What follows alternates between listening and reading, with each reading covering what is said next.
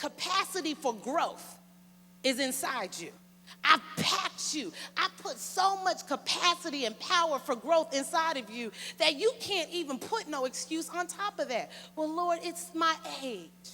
The excuse of age, the excuse of limitations, the excuse of false contentment, the excuse of gender, the excuse of sickness, the excuse of handicaps, the excuse of my past, the excuse of this, the excuse of prejudice, the excuse of this. And God is saying, I got an answer for every single one of them. And I love it because about 20 years ago, the Lord told me, he says, no room for excuses. 20 years ago, no room for excuses. I sat down and started writing stuff down. He goes, give me all the excuses you could ever come up with to tell me why you can't do anything. Gender, and handicap, and color, and he goes, keep going, you got anything else? I'm scared to trust you. Trust, insecurity, what else you got? Limitations, broke,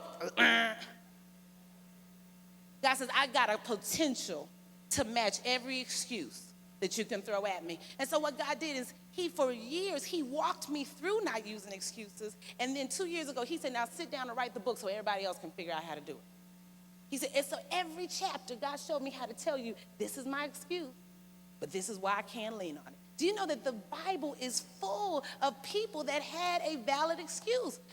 He told Moses, what did he tell him? Go and tell Pharaoh what? Set my people, and what could he do? He said, I can't because I said, so what, you stutter, you're still gonna go. Because this is what God wanted to do.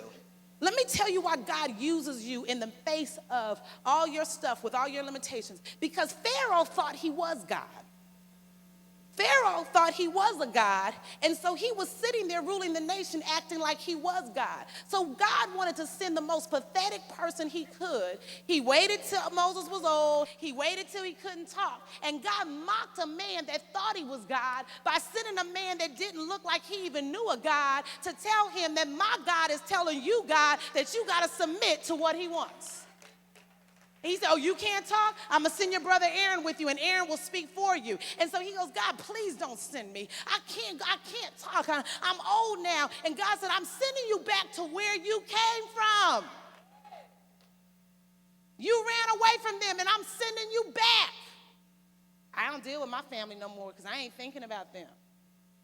Joseph said, perhaps God sent me away for such a time as this, so that when the famine hit the land, I could help my family.